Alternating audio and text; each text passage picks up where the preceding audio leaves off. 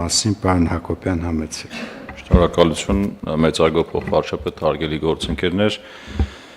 հարցը վերաբերում է պետական բյուջեի այս տարվա պետական բյուջեի մասին օրենքում վերաբաշխում փոփոխություններ կատարելուն, մասնավորապես խոսքը հիպոթեկային վարկի վճարված տոկոսների գումարի վերադարձի գծով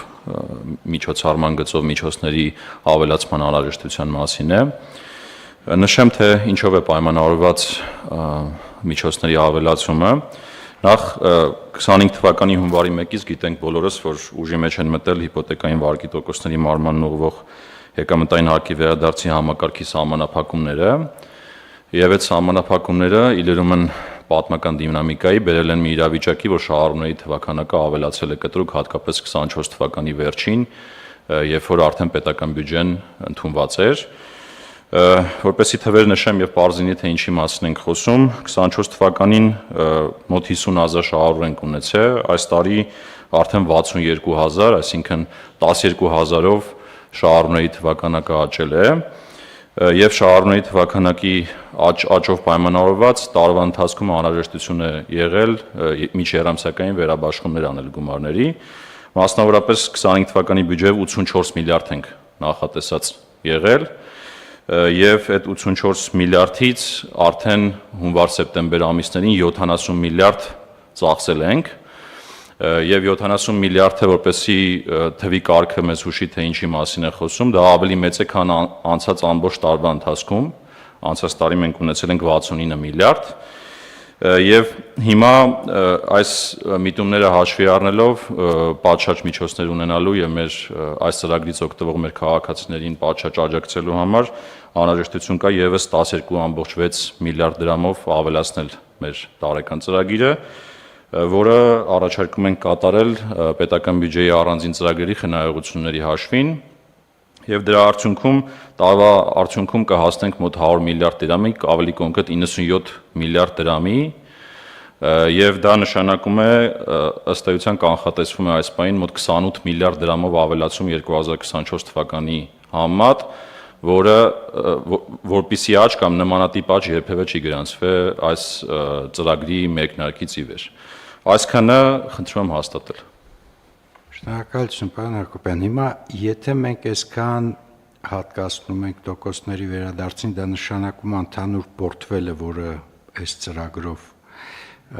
խթանվում է, ինչքան է կազմում, երևի պարոն Գալստյանն էլ կօգնի, սա արդեն երևի տրիլիոն է։ Փոխվարչապետ կդժվարանամ այս բանին ասել կոնկրետ այս ծրագրով ինչքան է պորտֆելը հիպոթեկային վարկերի, բայց կներկայացնենք ձեզ գրավոր։ Ինքը շատ հետաքրքիր կլինի այդ տեղեկությունը, այնուամենայնիվ եկեք արձանագրենք, որ այսքան ծավալ կառուցապատման ոլորտում ստվերից դուրս է եկել ակնհայտորեն։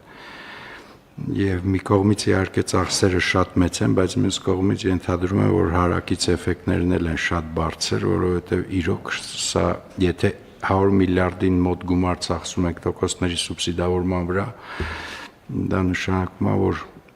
բավականին մեծ պորտֆել ունենք արդեն եւ հաճախորդների շահառուների թիվն էլ 62,000 բավականին լուրջ է, բայց այնուամենայնիվ ես ենթադրում եմ, որ այս աճը դանդաղելու է, պարոն Հակոբյան, կարգավորումներից, թե Երևանից դուրս կառուցապատումը այնուամենայնիվ ունենք ընթացք, որը էլի կբերի այս պորտֆելի աճի եւ շահառուների թվի աճի, ինչ կանխատեսումներ ունենք։ Ամեն դեպքում այսպիսին է իրավիճակը, որ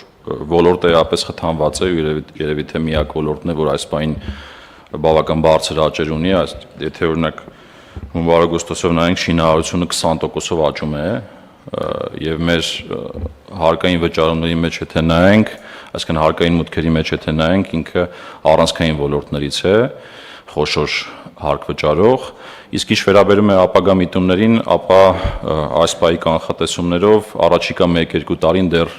աճի տրենդ կունենանք, որից հետո աշճանաբար այս սահմանափակումների ֆոնին ինքը կվերադառնա դեպի բնականon մակարդակներ, բայց իհարկե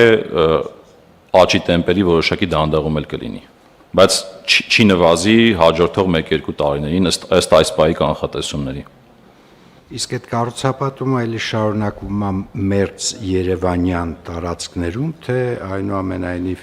գնացել է նաև մարզերի քաղաքներ։ Իրականում, երբ որ նայում ենք վիճակագրությունը, մինչև 2025 թիվը ավելի շատ կենտրոնացված էր Երևանում։ Հիմա երբ որ նայում ենք աճի կառուցվածքը շինարարության ոլորտի, ինքը դիվերսիֆիկանում է, այսինքն ավելի մեծ ակտիվություն է աշնանաբար նկատվում Երևանից դուրս։ Հետևաբար պոտենցիալ կա, որ Երևանից դուրս այդ աճերը կշարունակեն այս աջակցության ծրագրի ծավալները դեռևս առաջիկա այդ 1-2 տարիներին պահպանել։ Եվ այստեղ խնդիրը կայանում է նրանում, որ ես դրան նախ ի սկզբանե ասեմ, որ դեմ չեմ, բայց ինքը ոչ թե գնում է Երևանից դուրս, այլ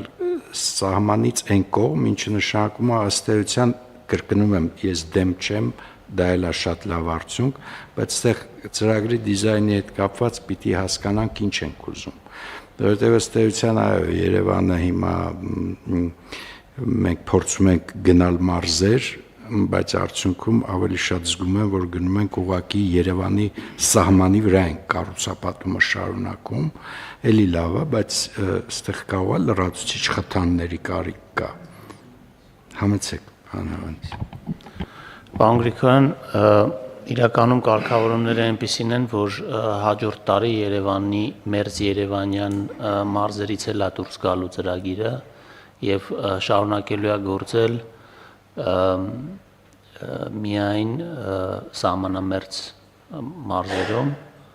հաջորդ տարի ասելով նկատի ունեմ 20 ոչ թե 26, այլ 27-ը եւ սա եղել են հիմնական մոտեցումը, որ մենք մի քայլով Երևանին հարակից մարզերում ենք խթանում այս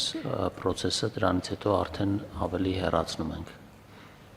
Ես ուղղակի ասում եմ մտածելու համար, պարոն նախարար, որովհետև տեսեք, մի բան է Երևանին կպած մարզերը, մեկ այլ բան է Երևանի եւ այդ մարզերի սահմանը։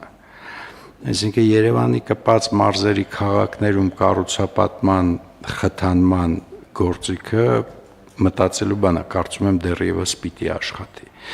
Բայց միևնույն ժամանակ չպետք է ունենանք մի իրավիճակ, որ արդյունքում ոչ թե մարզերի քաղաքների կառուցապատումն է զարգանում, այլ Երևանի